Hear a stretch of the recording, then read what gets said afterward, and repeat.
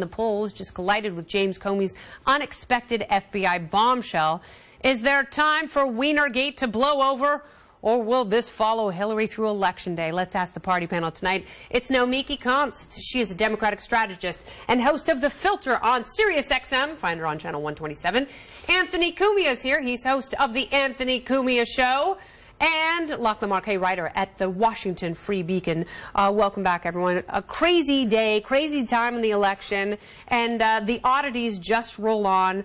Now, Lachlan, you say that this whole thing, whether you're a Republican or a Democrat, is lose-lose. Why? Well, I think it's lose-lose for Comey, certainly, because if it had come out after the election that they had come across this new information in their separate Anthony Weiner probe that had to do with their Hillary Clinton probe and had sat on that until after the election, they'd be getting the same politicization accusations. They've already been sitting on it for weeks. And, you know, after all the heat that Comey took for not pursuing an indictment against Clinton in the first place, you know, I think it's pretty clear if he had wanted to sway this election at the time, he could have. Yeah. So I don't think he has political motivations here, but I think he realized that, you know, he was damned if he did, damned if he didn't, so might as well bring it out now. Yeah, and, you know, Republicans are accusing Comey of, you know, politicizing this because on July 5th, when he came out and held that press conference and made that statement, he chose to not recommend charges to the Attorney General. But, you know, it really doesn't take that much to move the race because, once again, it's so close. She had a 12-point lead in the ABC Washington Post poll. That's down to 1 point. Gone. And that was taken before these Friday revelations. I love, though, that the people that were praising Comey and the people that were criticizing Comey completely changed spots now. Yeah. It's hilarious to watch. Political motivation? I don't think so. I think he's trying to save his own ass at this point. Yeah. I think he came off looking like he was just kowtowing to the Democrats and Hillary and the Attorney General and the multitude of other people that are backing Hillary.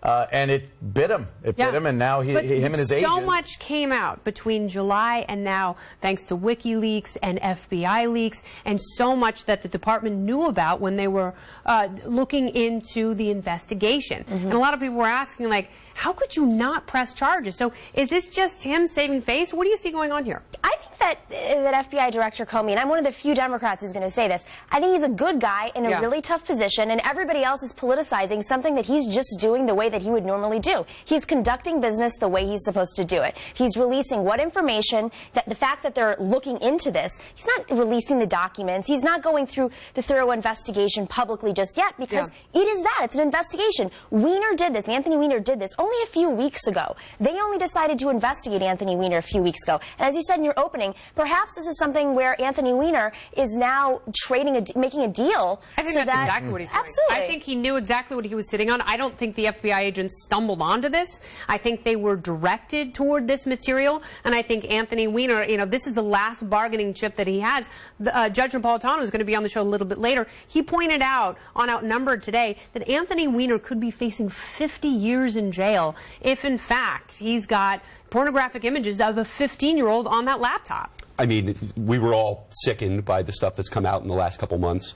But, you know, as far as it pertains, obviously we're working on limited information as it pertains to the Clintons, but I think the most probable cause of this sort of renewed probe into Clinton is the possibility that there are emails on that computer that were not turned over to the FBI in the first place. Yeah. That may or may not implicate Hillary, but I think it's more than likely that it implicates Huma. And if she, in fact, told the FBI she had turned over all these emails when she hadn't, you're talking about some very serious potential charges. With 650,000 emails. You know, if even a quarter of those are work emails, I mean, that's a stunning amount of information. Yeah. And you have to assume that there's classified stuff on there. It was moving from one device to the next. If she didn't know it was being backed up, it again goes to the carelessness that Comey pointed out at his press conference. But, you know, think about it. She's in the middle of a separation leading to divorce with a guy who's an absolute nut. All you have to do is watch that documentary to know that the guy's unstable, and Lord only knows what kind of national security interests